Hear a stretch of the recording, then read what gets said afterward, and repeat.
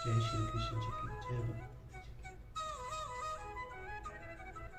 अर्जुन के 7 प्रश्नों में से भगवान अब पहले ब्रह्म, अध्यात्म और कर्म विशेष 3 प्रश्नों का उत्तर अगले श्लोक में कर्मण संक्षेप से देते हैं। अक्षर ब्रह्म परम सभावो ध्यातम मुच्यते भूत भावो दव करो विसर्ग कर्म संकित। श्री भगवान ने कहा परम अक्षर ब्रह्म है और अपना स्वरूप अर्थात जीवा आत्मा अध्यात्म नाम से कहा जाता है तथा भूतों के भावों को उत्पन्न करने वाला जो त्याग है वह कर्म नाम से कहा गया है। परम अक्षर ब्रह्म है, इस कथन का क्या अभिप्राय है? अक्षर के साथ परम विशेषण देकर भगवान ये बताते हैं कि 7वें अध्याय के 29वें श्लोक में प्रयुक्त ब्रह्म शब्द निगुण निराकार सच्चिदानंद परमात्मा का वाचक है। वेद ब्रह्मा और प्रकृति आदि का नहीं, जो सबसे श्रेष्ठ और सूक्ष्म होते हैं उसी को परम कहा जाता है। ब्रह्म और अक्षर के नाम से जिन सब तत्वों को निर्देश किया जाता है उन सब में सबकी अपेक्षा श्रेष्ठ और एकमात्र सच्चिदानंदन पर ब्रह्म परमात्मा ही है। अतएव परम अक्षर से यहाँ उसी परम पर ब्रह्म परमात्मा का लक्ष्य है। ये परम ब्रह्म परमात्मा और भगवान वस्तु एक ही तत्व है। स्वभाव अध्यात्म कहा जाता है, इसका क्या तात्पर्य है? स्वभाव स्वभाव इस युक्ति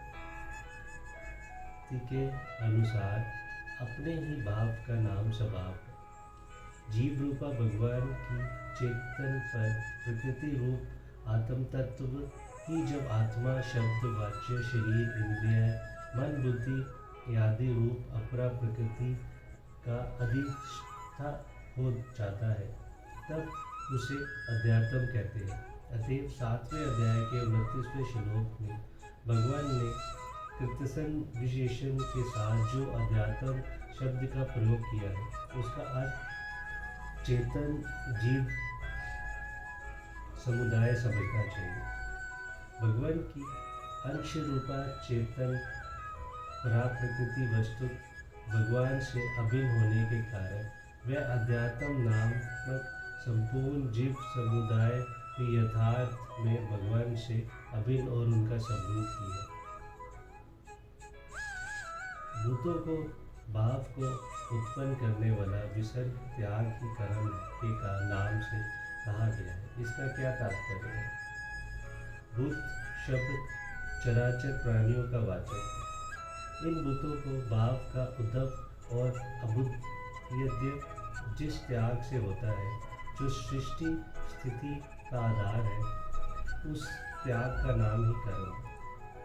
महाप्रलय में विश्व के समस्त प्राणी अपने अपने कर्म संसारों के साथ भगवान में विलीन हो जाते हैं।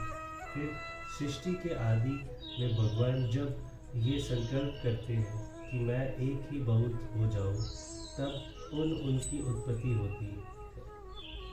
भगवान यहाँ आदि संकल्प की अचेतन प्रकृति रूप योनि में चेतन रूप बीज की स्थापना करते हैं।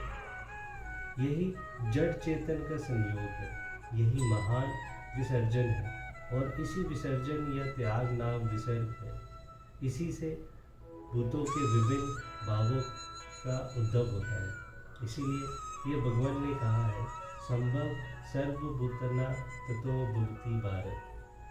उस जड़ चेतन के संयोग से सब भूतों की उत्पत्ति होती है, यही भूतों का भाव उद्भव है।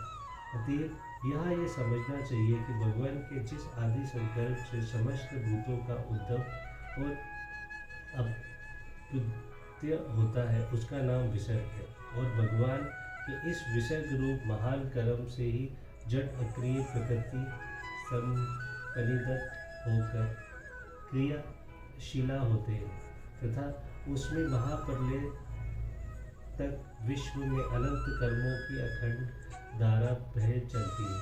इसीलिए इस विसर्ग का नाम ही कर्म है।